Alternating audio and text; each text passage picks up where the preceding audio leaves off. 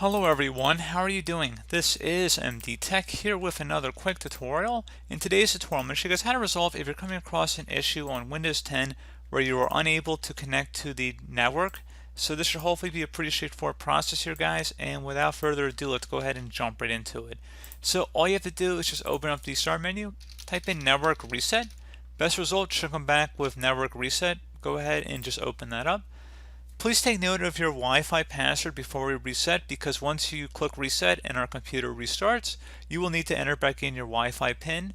So do that, and also make sure you close out of any open programs and applications too, because you're going to have to restart your computer within 5 minutes.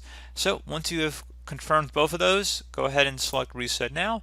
Are you sure you want to reset your network settings? Go ahead and select yes. And then you're about to be signed out, so just click on close. And now we want to go ahead and restart our computer here.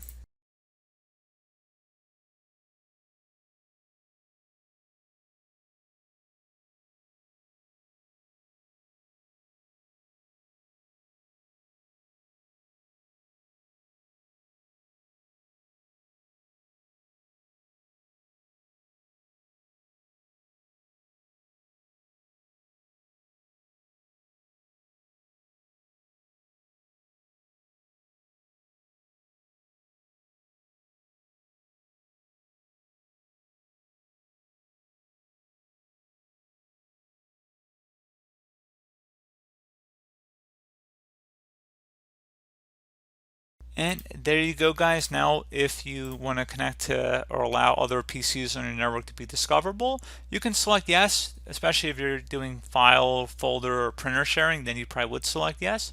I'm going to select no because I don't usually have a need for that. So that was a pretty straightforward tutorial, guys. I do hope I was able to help you out, and I do look forward to catching you all in the next tutorial.